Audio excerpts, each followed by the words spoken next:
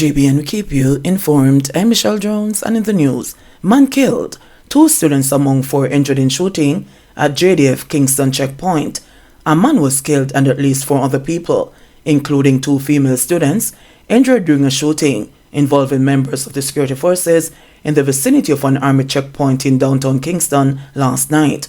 The incident happened along Oxford and Beeston streets at approximately 11 p.m. The Independent Commission of Investigations, INDECOM, says it has launched an investigation. INDECOM, which is a state oversight body for the security forces, said members of the JDF and the JCF confirmed that they fired shots in response to being shot at by men traveling on motorcycles, according to a statement issued Saturday. INDECOM named the deceased as 23-year-old Marvin Cummings. It says 2 of the injured people are female students under the age of 18 years old. Their condition is not known. INDECOM says its inquiries will seek to identify and clarify the circumstances of the incident. The incident scene, which was processed by INDECOM and the JCF scene of crime, is extensive, as it includes both a marked JCF service vehicle pursuit as well as an alleged exchange of gunfire at the checkpoint, the agency said. Over 50 spent casings were recovered. No guns have been reported as recovered during shooting. Body believed to be that of abducted bartender found in Clarendon. The partially nude body of a woman, believed to have been abducted, was found in an open lot at gravel ground in Clarendon on Friday afternoon. Police said the body is believed to be that of 22-year-old Yashika Segri, otherwise called Yash or Shorty, a bartender from Site District in Trelawney. Segri, police said, was allegedly abducted on Wednesday, October 4, 2023, at Coughless District in Clarendon. Information received is that around 3 p.m., residents reportedly stumbled upon the partially decomposing body and summoned the police. On arrival, lawmen saw the partially nude and partially decomposed body. The body was about 4 feet 2 inches long, of Indian descent, and clad in black shorts and yellow underwear, which were pulled down her legs. The body was found lying face on in an open lot, with what appears to be gunshot wounds to the legs and scratches to its upper section. The scene was processed and the body removed. Man killed, 11-year-old son injured in Manchester gun attack. An 11-year-old boy has been hospitalized in critical condition and his father shot dead after they were attacked by gunmen in Inglewood, Mile Gully on Friday night. Police named the deceased as Jerome Evans, a resident of Inglewood. Preliminary reports are that about 7:50 p.m., Evans and his son were at home when gunmen attacked them and opened fire, hitting the door. They were taken to the hospital, where the son was admitted and the father pronounced dead. Police theorize that the father was the target of the attack in a feud stemming from another parish. Statistics from the police show up to September 30. Manchester has recorded 28 murders since the start of the year, when compared to 43 for the corresponding period last year. Man charged after a gun reportedly found under his house. A man has been charged after a pistol containing several rounds of ammunition were reportedly found under his home in Whitehall, Negril, Westmoreland on Friday. Charged with possession of a prohibited weapon and unauthorized possession of ammunition is 24-year-old laborer Rick Grayson. Reports are that about 11:15 p.m., lawmen were conducting a joint police-military operation in the area when Grayson was seen walking along the roadway. On seeing the police team, he ran to the back of a house. He was pursued, caught, and searched. A search of the area was conducted, and during the search, one Glock 17 pistol with a magazine containing 3 9mm rounds of ammunition was found under the house he occupied. Following a question and answer session in the presence of his attorney, he was charged. Submachine gun seized in Senton operation. A team of officers from the Senton Police Division seized the submachine gun and the 30 assorted rounds of ammunition during an operation in Fatespen, Monaghan, the parish on Friday. Reports are that about 4:10 p.m., the police personnel were in the area when a search of a section of the roadway was conducted. The police said the gun and ammunition were found wrapped in pieces of clothing and inside a bag underneath a tree. No one was arrested. GC Foster College in total shock over VP's murder.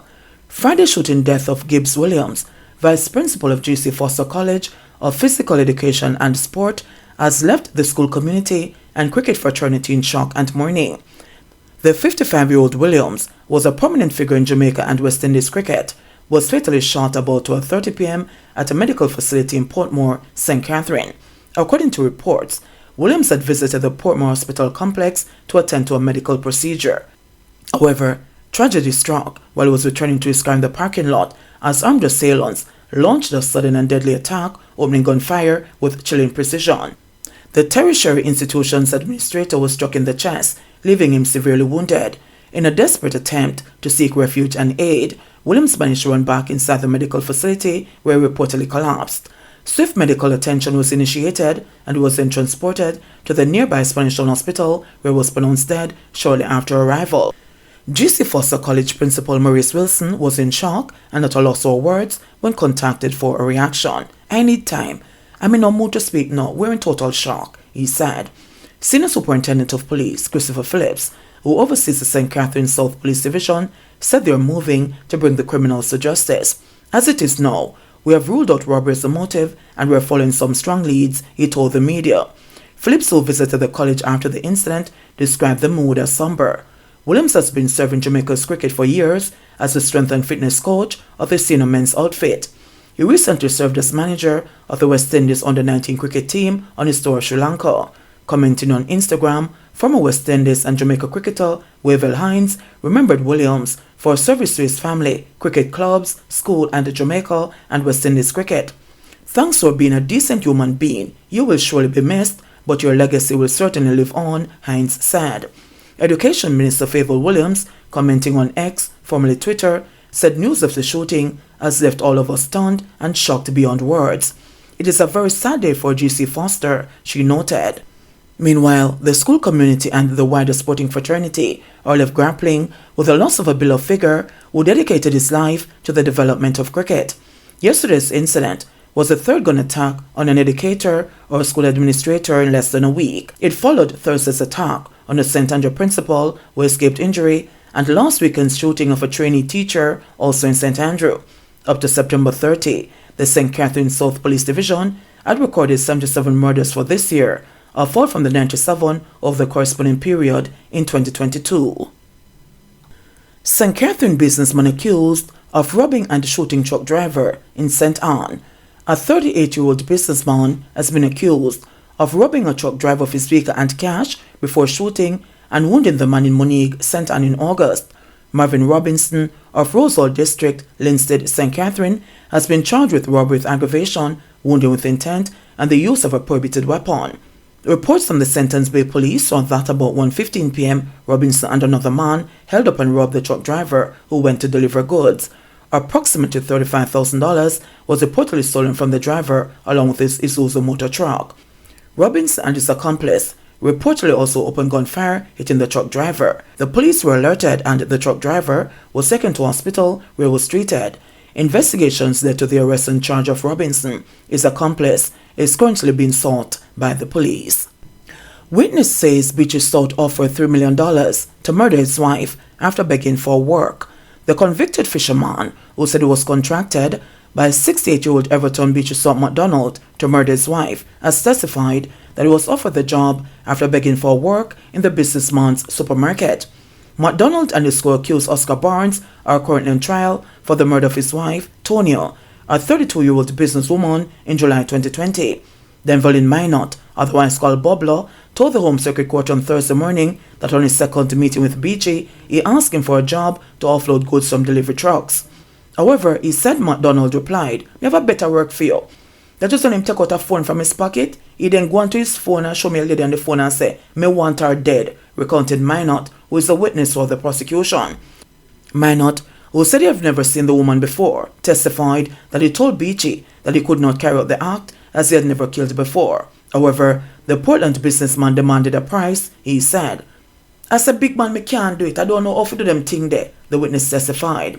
"I continue telling him, me never do it before, I don't know how." But he said Beachy remained undaunted and expressed faith in him.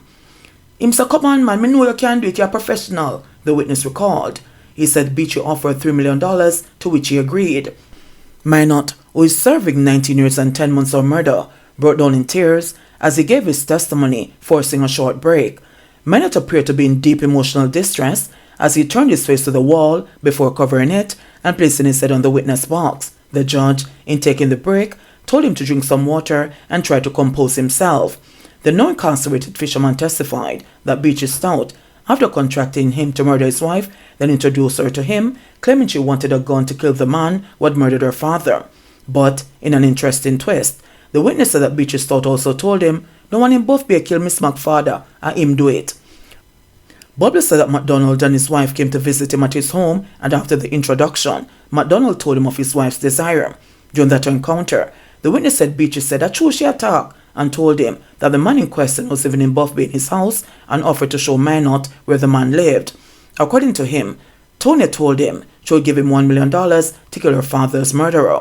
Earlier before the trial break, the witness said that after he agreed to do the murder, Beachy took away his phone and later gave him a phone that had 2 different SIM cards belonging to Lamb and a Digicel. The witness said Beachy told him to use the Lamb chip to call his wife and to use the other to contact him. However, he said sometime after, the businessman instructed him to return the phone and replace it with another, claiming too much information was on it. According to the witness, Beachy Stout told him he wanted him to murder her in their home. Him said him no want she forget no gunshot, him want me to stab her up, cut off her neck, he said. All me have to do is just go up to the house with her and wait till she come out of the car and kill her in the yard, he recalled being told by McDonald during a meeting with him at his supermarket. During that same meeting, the witness said Beachy, who was seen snorting cocaine, accused his wife of stealing millions from his account. The court further heard from the witness that prior to that encounter, Beachy drove him to his house and showed him around the house and yard. The businessman also reportedly showed the witness an empty lot behind his house and told him that the same for walk when he come back out. During that incident, the witness said he saw some dogs in the yard and attempted to run, but Beachy told him not to run. A short while after, the witness said one of the dogs slipped at his feet and Beachy told him that when he smell him can enter the yard alone any time. The partially burnt body of McDonald's wife, Tonya, was found with her throat slashed in her car, which had been set ablaze, along a deserted road in Sherwood Forest in Portland on July 20, 2020. Minot, however, told the court that he had asked Barnes to do the killing and he agreed. JBN will keep you informed. Please remember to subscribe, like, share, leave us a comment, and click the notification bell to receive our daily news items.